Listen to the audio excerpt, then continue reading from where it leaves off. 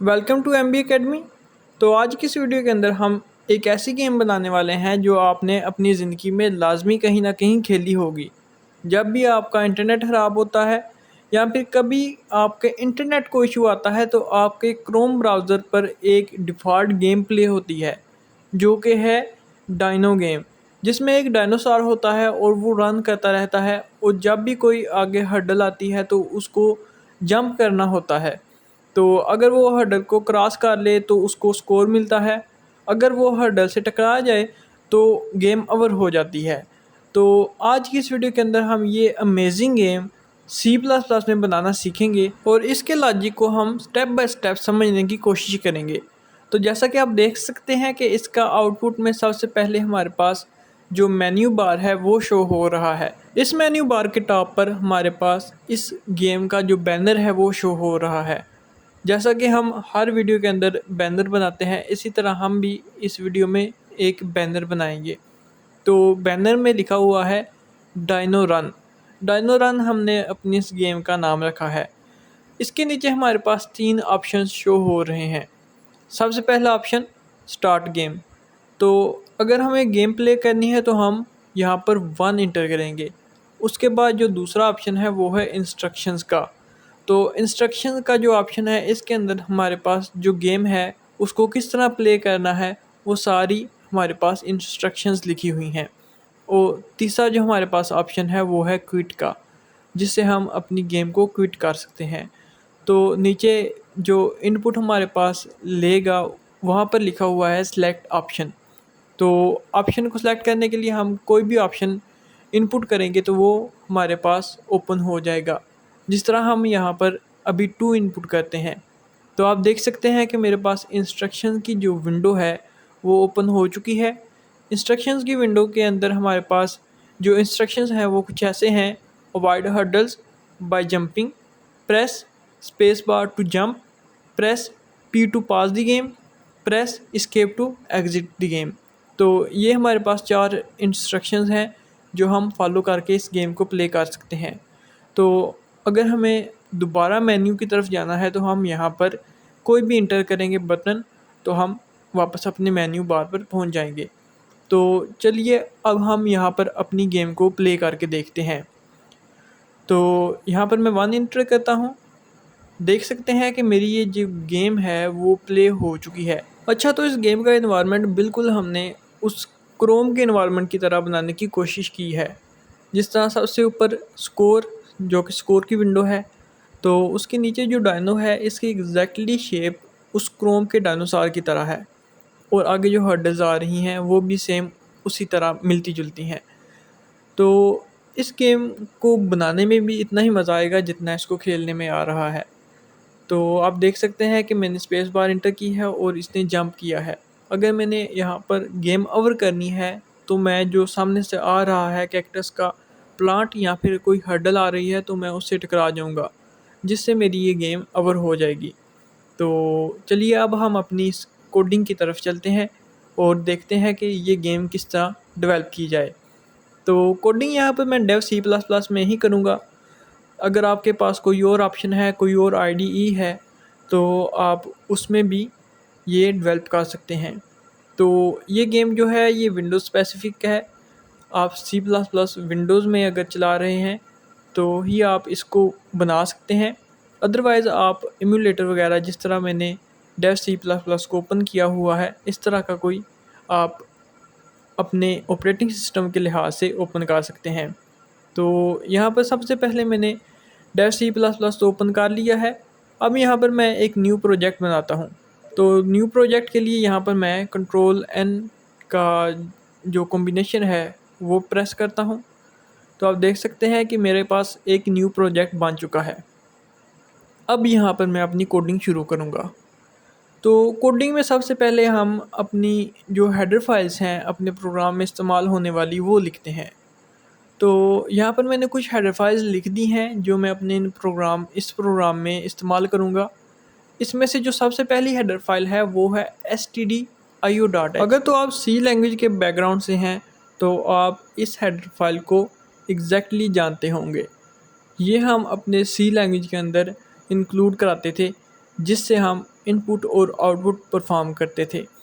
तो इसको मैंने यहाँ पर इसलिए यूज़ किया है क्योंकि हमने हर प्रोग्राम के अंदर, हर प्रोजेक्ट के अंदर सी आउट ही इस्तेमाल किया है। तो आज थोड़ा सा ओल्ड इसको टच देने के लिए हम यहाँ पर stdio.h इस्तेमाल करेंगे, जिसका फंक्शन प्रिंट एफ इस्तेमाल करेंगे। यानी कि इस प्रोग्राम के अंदर, इस गेम के अंदर हम सी आउट नहीं इस्तेमाल करेंगे। तो उसके बाद जो हमारे पास अगली हेडर फाइल है वो है conio.h। conio.h भी सी लैंग्वेज की ही हेडर फाइल है और ये बहुत ही फेमस हेडर फाइल है। वो इस लिहाज से क्योंकि ये गेम्स में बहुत ही ज़्यादा इस्तेमाल होती है। इस हेडर फाइल के अंदर दो ऐसे फंक्शंस हैं जिनका गेम्स के अंदर बहुत ही ज़्यादा अहम रोल है। इनमें से जो पहला फंक्शन है वो है getch और जो दूसरा फंक्शन है वो है getche। अगर हमने इन दो फंक्शंस को अपनी गेम या प्रोजेक्ट में इस्तेमाल करना है तो conio.h को लाजमी इंक्लूड कराना पड़ेगा। अक्सर हम इन दो फंक्शंस का इस्तेमाल अपनी गेम को हार्ट या स्टॉप करने के लिए करते हैं। तो ये थी हमारे पास conio.h। अगली हमारे पास जो फेमस हेडर फाइल है वो है iostream। अगर आप C++ करते हैं, सीख रहे हैं या फिर आप ये प्रोजेक्ट देखने आ चुके हैं तो आपको iostream का बहुत ही ज़्यादा नॉलेज होना चाहिए, क्योंकि ये बहुत ही बेसिक लेवल से सिखाई जाने वाली और बेसिक लेवल से कराई जाने वाली हेडर फाइल है। ये हमारे पास इनपुट और आउटपुट जैसे फंक्शंस के लिए इस्तेमाल होती है। तो आप सोच रहे होंगे अगर हमने ऊपर stdio.h सी से ले ली है तो इसको लेने का क्या फ़ायदा। तो यहाँ पर हम cin इसी से ही इस्तेमाल करेंगे क्योंकि वो थोड़ा सा आसान है scanf की निस्बत। तो अगली हमारे पास जो हेडर फाइल है वो है time.h। तो time.h की जो हेडर फाइल है इसको हम इस्तेमाल करेंगे अपनी रैंडम एंटिटीज़ जनरेट करने के लिए, जिस तरह हमारे पास वो प्लांट्स हैं या हर्डल्स हैं। तो उसके बाद जो अगली हमारे पास हेडर फाइल है windows.h। windows.h को अक्सर हम स्लीप जैसे फंक्शन, डिले जैसे फंक्शन और इस तरह की चीज़ें लेने के लिए हम कंसोल में इस्तेमाल करते हैं।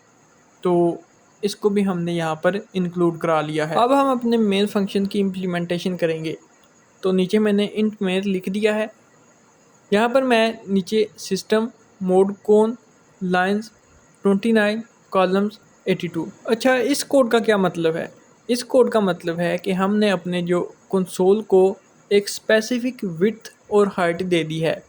तो यहाँ पर आप जो हाइट है उसको रोज़ पे समझ सकते हैं या लाइंस पे समझ सकते हैं, और जो हमारे पास विड्थ है उसको एज अ कॉलम समझ सकते हैं। तो ये हमारे कंसोल की एक स्पेसिफिक हाइट और विड्थ को डिफ़ाइन कर देगा। तो आगे जो सबसे पहले हम अपने मेन फंक्शन के अंदर कुछ वेरिएबल्स बनाएंगे।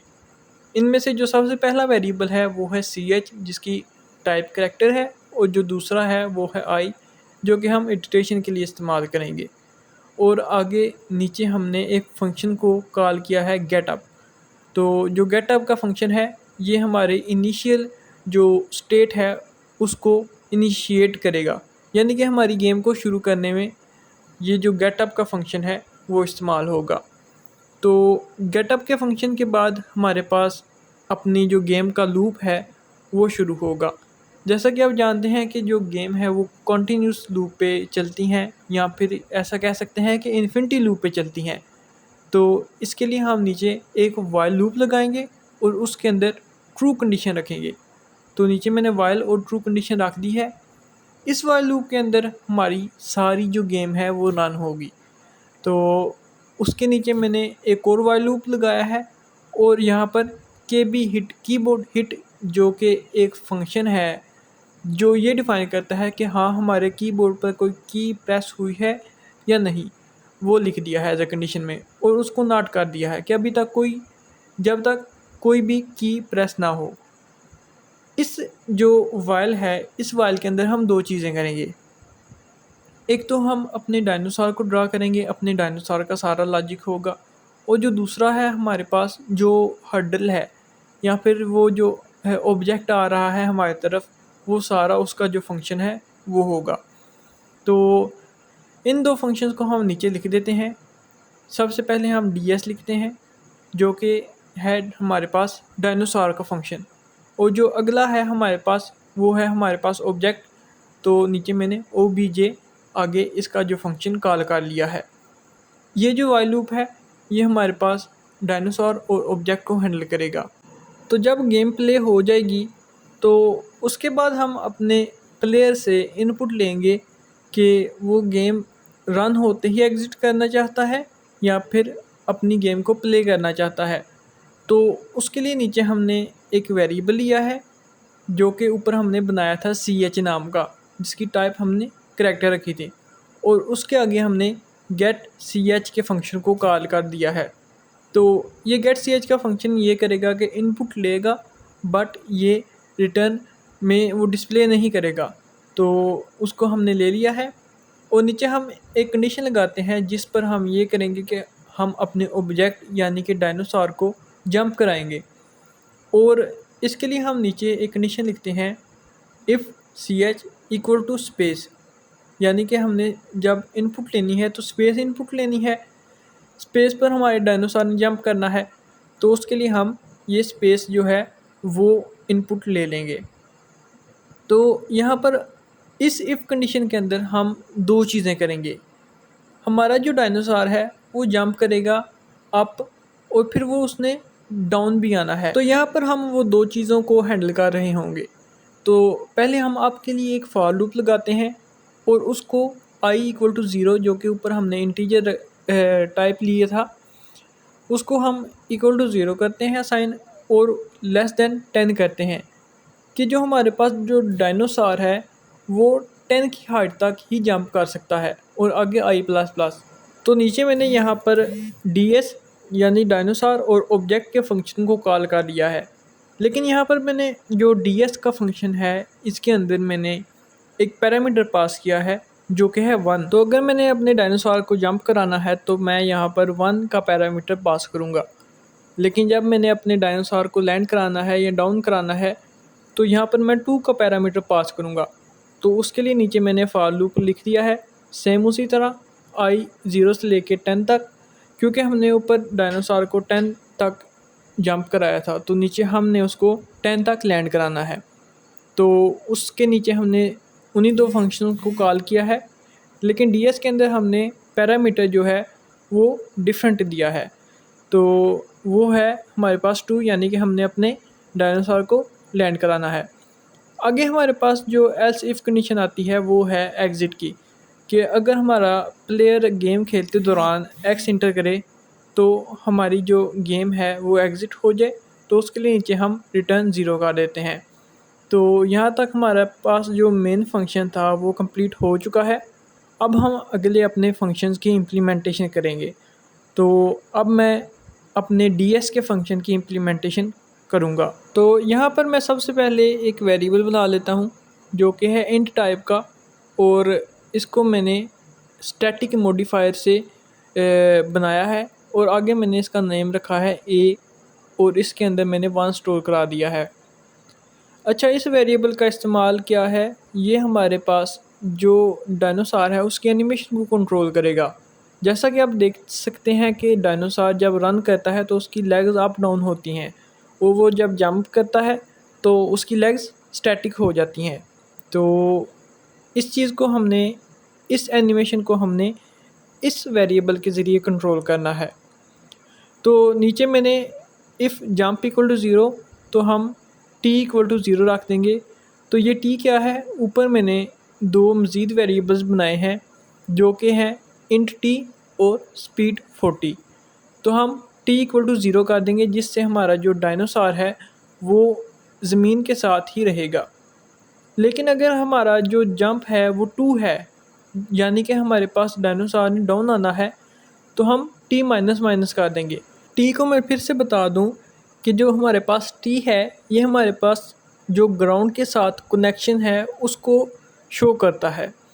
तो जैसा कि अगर हमारे पास t इक्वल टू 0 है, इसका मतलब है कि हमारा जो डायनासोर है वो अभी ग्राउंड पर है, और हमने ऊपर कंडीशन में भी यही लिखा है कि अगर जंप 0 हो तो हमारा जो t है वो 0 होगा, यानी कि हमारे पास जो डायनासोर है वो ज़मीन पर होगा।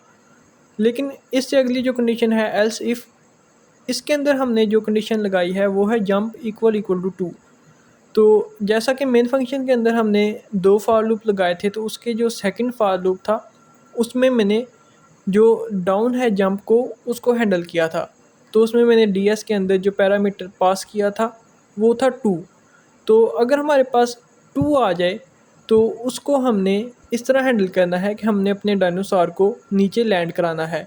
तो उसके लिए नीचे मैंने टी माइनस माइनस कर दिया है। तो सेम उसी तरह एल्स हमने आगे लगाया है, अगर हमारे पास 2 नहीं आता तो फिर 1 नहीं आता है, तो एल्स को हमने हैंडल किया है टी प्लस प्लस, यानी कि हमारे पास जो जो डायनासोर है वो जंप करेगा। तो अगर हम अपने इस डायनासोर को ड्रा करेंगे, डायनासोर को ड्रा करने के लिए मैं एक स्पेसिफिक कोड का यहाँ पर इस्तेमाल करूँगा। ये कोड आप नीचे डिस्क्रिप्शन, अगर डिस्क्रिप्शन से ना मिले तो आप हमारी गिटहब से जाकर इसको ले सकते हैं। तो यहाँ पर मैंने गो टू एक्स वाई के फंक्शन का इस्तेमाल किया है। ये फंक्शन मैंने बारहा कई वीडियोज़ में बता चुका हूँ कि ये जो फंक्शन है ये हमारे पास कंसोल में पोजीशन को हैंडल करने के लिए इस्तेमाल होता है। तो ये हमने कई मरतबा बनाया भी है। तो उसके मुताबिक हमने नीचे यहाँ पर डायनासोर ड्रा किया है, और आप देख सकते हैं कि यहाँ पर हमने डायनासोर का हर, जब हमने जंप करना है तो हमने अपने डायनासोर का हर पिक्सल हैंडल करना है। तो हर पिक्सल हैंडल करने के लिए हम यहाँ पर इस go to X Y function के अंदर टी का इस्तेमाल कर रहे हैं वाई एक्सिस के लिहाज से, क्योंकि एक्स एक्सिस के लिहाज से तो हमारे पास हमारा डायनासोर उसी सेम पोजीशन पे ही रहेगा, लेकिन वाई एक्सिस के लिहाज से हमारा जो डायनासोर है वो अप या डाउन जंप करेगा। तो इसलिए हमने यहाँ पर इसको लिख दिया है। अब आगे जो हम कुछ कंडीशंस लगाएंगे कि वो जो पैरों की हमारे पास एनिमेशन है वो किस तरह बनेगी। तो पैरों की एनिमेशन बनाने के लिए हम पहले लिख लेते हैं इफ़ जंप इक्वल टू 1 और जंप इक्वल टू, यानी कि हमारा अगर डायनासोर जंप कर रहा हो या वो ज़मीन पर लैंड हो रहा हो, तो हमारे पास जो इसकी टांगों की पोजीशन है वो सेम रहेगी। तो वो सेम किस तरह रहेगी, आप देख सकते हैं कि वो बिल्कुल इसी तरह स्टेबल है। तो ये गो टू एक्स वाई और प्रिंट एफ फंक्शन से हमने प्रिंट किया है। इसके बाद हमारे पास है else if A equal to 1, हमारे पास ए 1 है, एनिमेशन हमारे पास 1 है, तो फिर क्या हो। तो आप देख सकते हैं कि ए इक्वल टू 1 है, तो हमने एक जो इसका स्टेट है वो ड्रा की है, और नीचे हमने स्टेट चेंज करने के लिए A2 लिख दिया है, एनिमेशन को चेंज कर दिया है। तो जैसे ही हमारे पास else if A equal to 2 होगा, तो हमारे पास जो हमारा डायनासोर है उसकी जो लेफ़्ट टांग है वो अप हो जाएगी और राइट टांग है जो वो ज़मीन पर होगी। तो ये कंडीशन उसी तरह काम करेगी जिस तरह ऊपर वाली कंडीशन काम करेगी। ऊपर वाली कंडीशन के अंदर भी यही है, else if A equal to 1, तो अगर ए इक्वल टू 1 हो तो हमारे जो डायनासोर है उसकी जो लेफ़्ट टांग है वो ज़मीन पर हो और राइट टांग अप हो जाए। तो ये सारा इसी तरह का सिनेरियो होगा।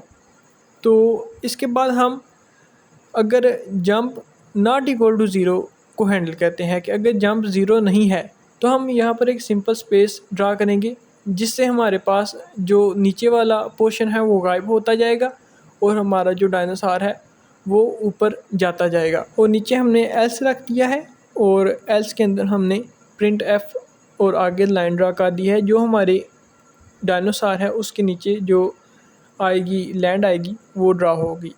तो ये कोड आप यहाँ पर मैंने लिंक दे दूँगा, वहाँ से आप कॉपी कर सकते हैं। उसके बाद नीचे मैंने डिले के फंक्शन को कॉल किया है और उसके अंदर मैंने स्पीड का जो वेरिएबल मैंने बनाया था वो पास कर दिया है, जिसके अंदर मैंने स्पीड को 40 स्टोर किया था। तो ये हमारे पास एक कांस्टेंट स्पीड के लिहाज से ही जो गेम है वो रन होगी। तो चलिए अब हम अपने जो अगले फंक्शन ऑब्जेक्ट का फंक्शन है उसको बनाते हैं। तो उसके लिए नीचे मैंने void obj लिख दिया है। इसके अंदर मैंने 2 वेरिएबल बनाए हैं जो कि है इंट x इक्वल टू 0 और आगे scr इक्वल टू 0। तो इनको मैंने स्टैटिक मॉडिफायर से बना दिया है। अब इनका क्या मतलब है, जो x का हमारे पास वेरिएबल है ये हमारे पास जो ऑब्जेक्ट है या फिर जो हमारे पास कह सकते हैं प्लांट है या हर्डल है, उसकी पोजीशन को शो करता है। आगे हमारे पास जो स्कोर का वेरिएबल है वो हमारे पास कितना स्कोर है वो शो करता है। तो सबसे पहले नीचे हमने एक इफ़ कंडीशन बनानी है। तो इफ़ कंडीशन के अंदर मैंने x = 56 एंड t <4 कर दिया है। अच्छा, t को मैंने पहले भी बताया था कि t हमारे पास जो जंप है उसको इंडिकेट करता है। तो t को हमने 0 पर स्टोर किया था, यानी कि हमारे पास जो लैंड है वो 0 पर है। और अगर हमारे पास हमारा जो डायनासोर है वो t <4 हो, यानी कि हमारे पास जो डायनासोर की हाइट है या फिर हमारा डायनासोर जब जंप करता है तो उसका और ज़मीन के दरमियान वक्फ़ा अगर t <4 से कम हो तो फिर हम क्या करें। तो दरअसल ये जो कंडीशन मैंने लिखी है ये गेम ओवर करने के लिए है। तो अगर हमारे पास t <4 होगा और हमारे पास x = 56 होगा तो हमारे पास जो गेम है वो ओवर हो जाएगी। तो नीचे में लिखा है score = 0, speed 40, go to XY और आगे मैंने गेम ओवर डिस्प्ले कर दिया है और आगे गेट CH और स्पेस। तो इस कंडीशन का ये मतलब था कि हमारे पास जो गेम है वो ओवर हो जाएगी। इसके बाद हम अपने जो प्लांट है या फिर हर्डल है उसको ड्रा करेंगे। तो हर्डल ड्रा करने के लिए नीचे मैंने कोड लिख दिया है, तो आप इसको कॉपी करके इसी तरह लिख दें। इसके बाद नीचे मैंने x++ किया है कि हमारे पास जो हर्डल है वो उसने लगातार मूव करना है, जब भी उसने डिस्प्ले होना है तो उसने मूव करना शुरू हो जाना है। तो ये हमारे पास उसके लिए है। इसके आगे हमने एक इफ़ कंडीशन लगाई है और इसके अंदर हमने लिखा है x = 73। तो इसके अंदर हम अपने स्कोर को हैंडल करेंगे। x = 73 का ये मतलब है कि अगर हमारे पास जो डायनासोर है वो मूव करता है, जंप करता है और हमारे जो हर्डल है उसकी पोजीशन 73 से अबव हो जाती है या 73 हो जाती है तो हमें स्कोर इंक्रीज़ होगा। तो नीचे हम सबसे पहले क्या करेंगे, सबसे पहले हम अपने अगले आने वाले हर्डल के लिए x = 0 सेट कर देंगे। तो नीचे मैंने वो लिख दिया है और उसके बाद हम स्कोर को प्लस करेंगे। तो नीचे मैंने स्कोर प्लस कर दिया है। आगे हम एक स्पेस ड्रा करेंगे जो कि गो टू XY 70 और 2 की पोजीशन पर होगा, क्योंकि हमारे पास जो ऑब्जेक्ट है पहला वो रिमूव होना है तो उसके लिए हमने ये किया है। उसके बाद हम नीचे स्कोर डिस्प्ले करेंगे प्रिंट f और स्लैश या फिर %d, जो कि हमारे पास इंटीजर को डिस्प्ले करने के लिए इस्तेमाल होता है C लैंग्वेज में, वो लिख दिया है। और आगे हम क्या करेंगे कि स्पीड में थोड़ा सा माइनस करेंगे। माइनस, अच्छा ये स्पीड में माइनस हो रहा है, एक्चुअली स्पीड ज़्यादा हो रही है, इसका ये मतलब है। वो किस तरह, क्योंकि हमारे पास जो डिले का फंक्शन है इसके अंदर जितनी बड़ी वैल्यू होगी उतना ये हमारी इस गेम को स्लो करेगा, लेकिन जैसे जैसे हमारे पास वैल्यू कम होती जाएगी तो ये इस गेम को फास्ट करेगा। तो उसके लिए नीचे हम जैसे ही हमारे पास पहला ऑब्जेक्ट हमारा डायनासोर क्रॉस कर दे तो ये डिक्रीज़ हो जाए। तो ये 1/1 डिक्रीज़ होगी जिससे हमें इतना फ़र्क नहीं लगेगा, लेकिन एंड पे हमारे पास ये गेम बहुत ही ज़्यादा फास्ट हो जाएगी। तो ये था हमारे पास ऑब्जेक्ट का फंक्शन। तो ऑब्जेक्ट का फंक्शन हमारे पास हो गया।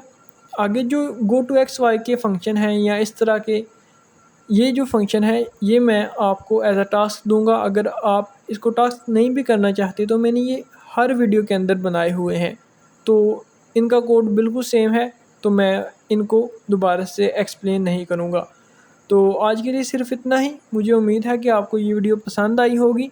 और हाँ, लास्ट पर ये आपके पास जो गेटअप का फंक्शन है ये आप अपनी मर्ज़ी से कर सकते हैं, ये ऑप्शनल है।